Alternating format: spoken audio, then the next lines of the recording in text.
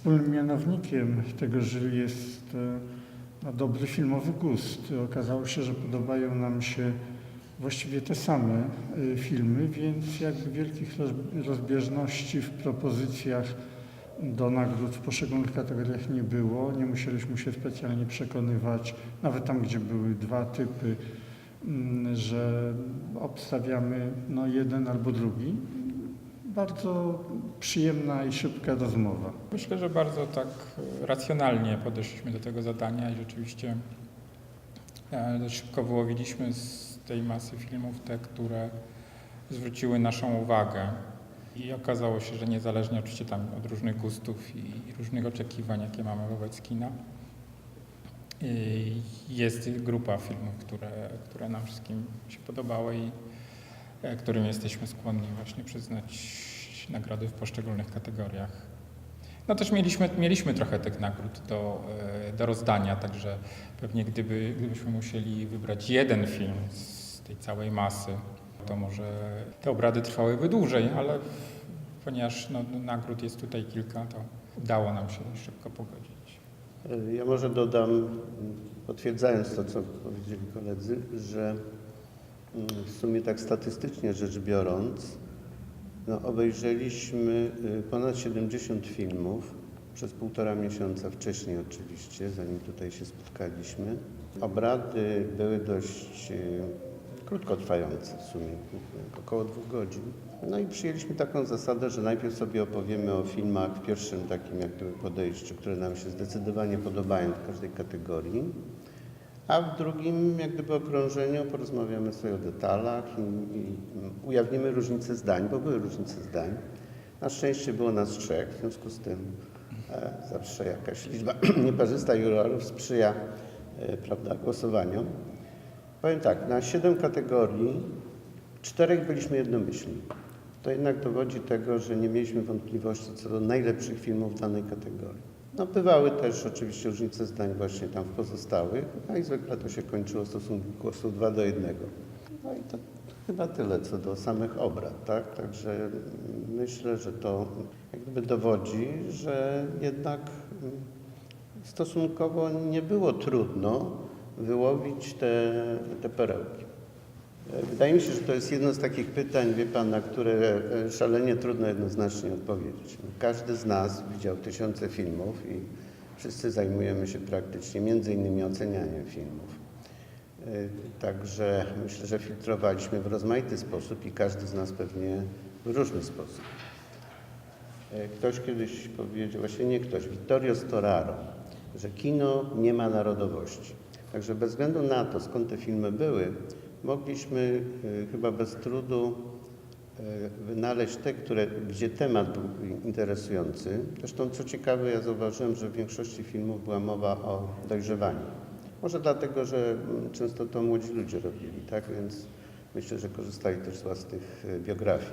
Reasumując, wydaje mi się, że przede wszystkim temat, po drugie forma i sposób jak gdyby filmowego ujęcia, tak? To znaczy kwestia, czy mamy do czynienia z kinem, czy mamy do czynienia na przykład z teatrem telewizji, czy też mamy z czymś, co jest jakąś niedoróbką, bo jak gdybym miał radzić niektórym realizatorom filmów fabularnych, to żeby przestudiowali jednak parę książek o montażu. Trochę też robotę odwalili za nas, że tak brzydko powiem, organizatorzy.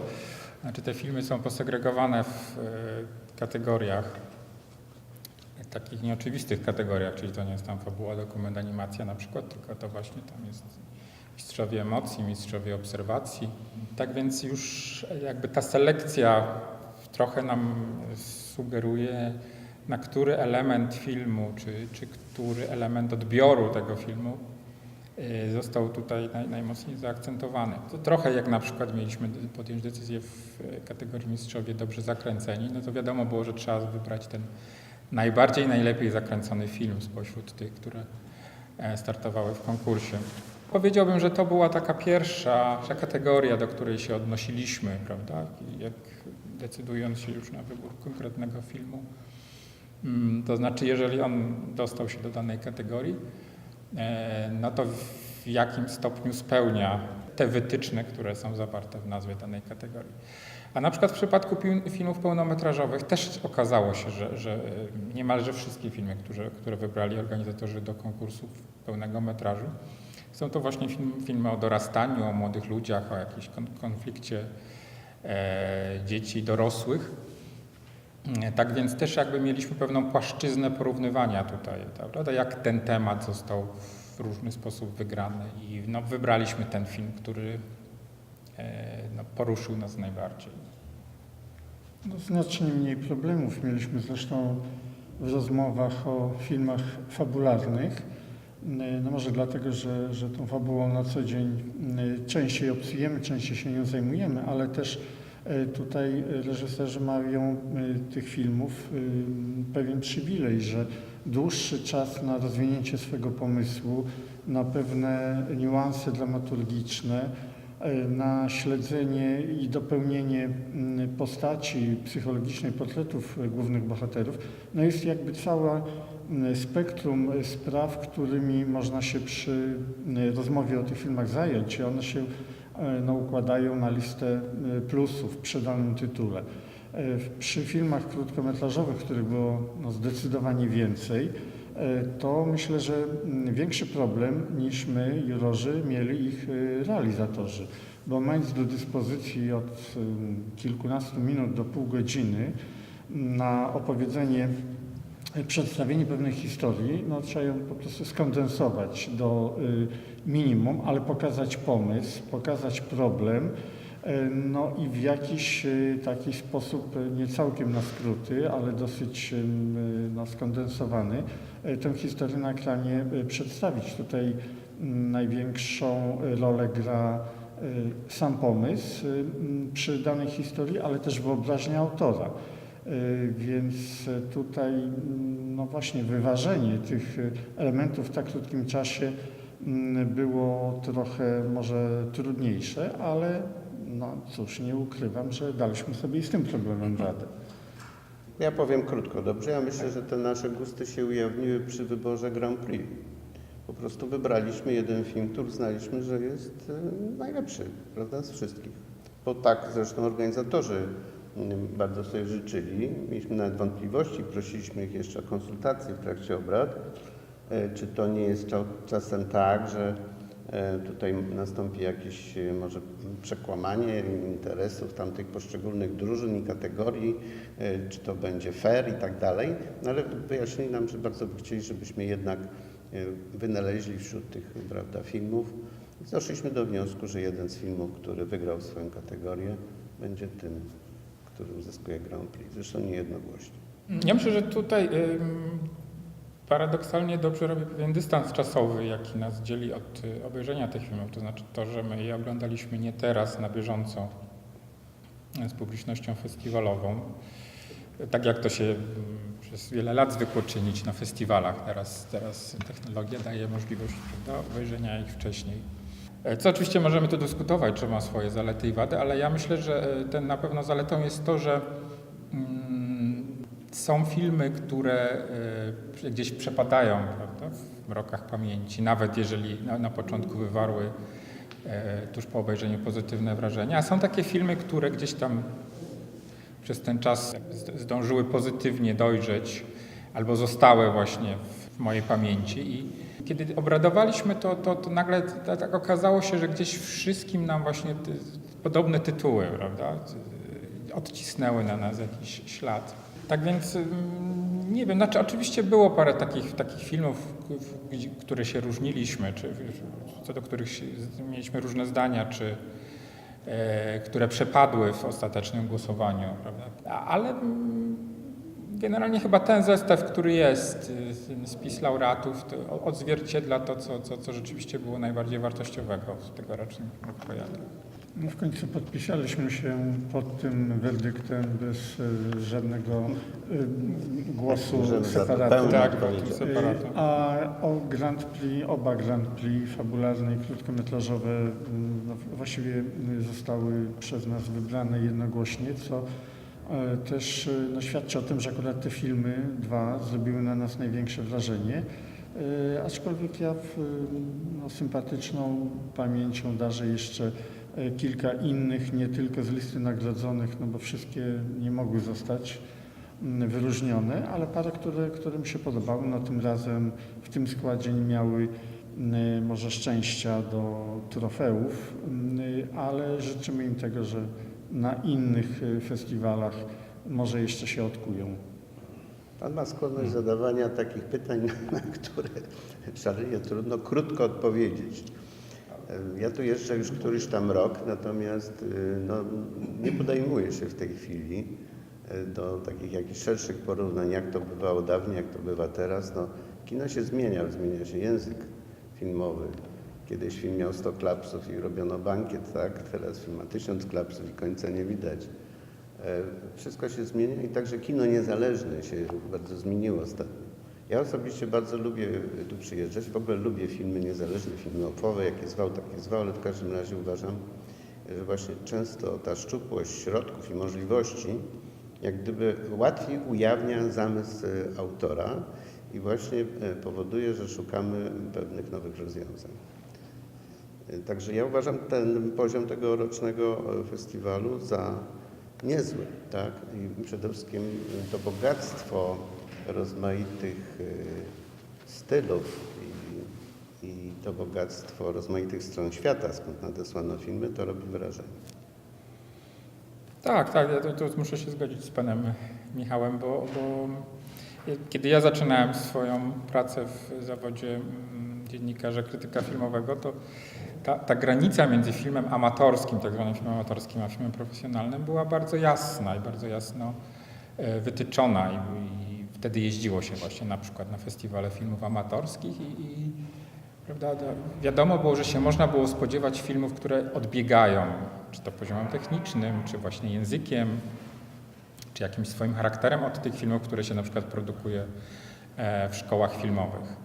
A teraz to wszystko się pozacierało się nawet w nazwie, w języku, bo już właśnie mamy filmy amatorskie, potem były filmy ofowe, teraz są to filmy, nie wiem, alternatywne, niezależne. Właściwie trochę nie wiadomo, jak ten zbiór ująć, prawda, jaką nazwę mu nadać.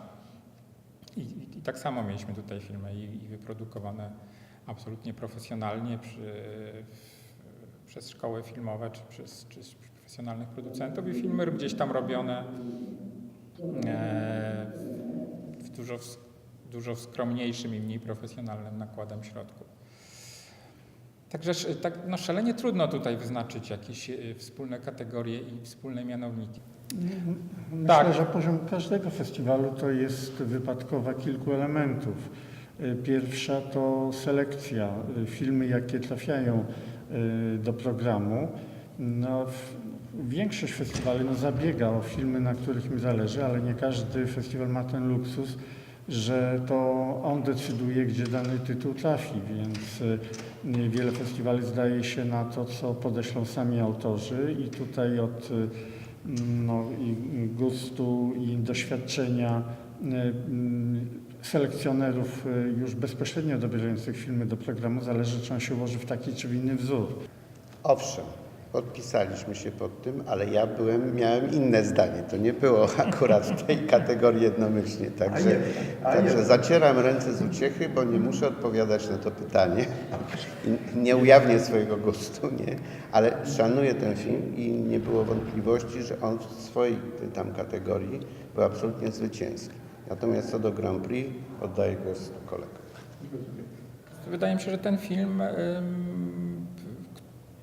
przy takich właśnie swoich zaletach też czysto profesjonalnych daje nam pewną opowieść, która rozwija się, znaczy na początku obserwujemy jakąś sytuację i to dąży rzeczywiście do puenty, więc to jest film wciągający, bo to też jest często problem nawet krótkich filmów, że gdzieś ta nasza uwaga zamiera, prawda, że one nie potrafią nas pociągnąć do samego końca.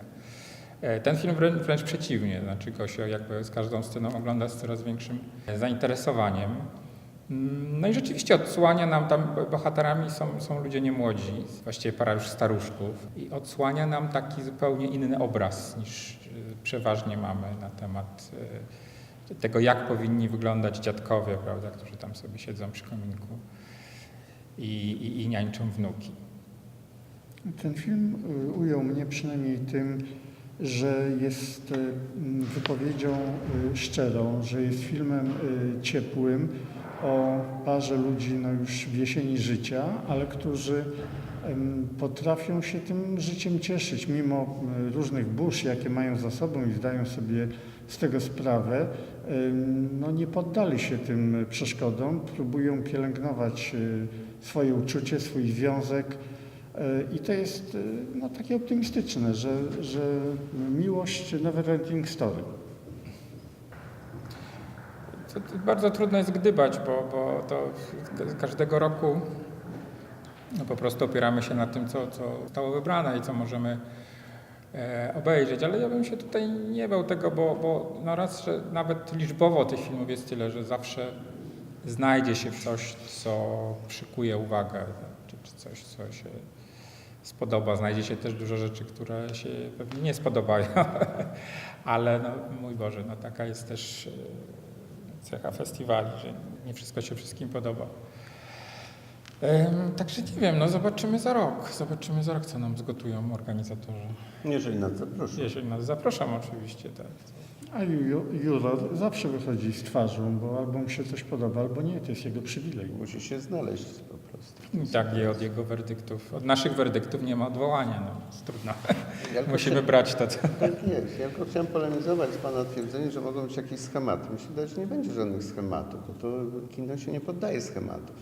Możemy jedynie mówić, że jest film określonego rodzaju, albo określonego gatunku, albo określonej długości, określonego formatu, albo określonego tematu. Natomiast poza tym to cała sfera tematyki i formy filmowej jest tutaj rzeczą nieprzewidywalną zupełnie.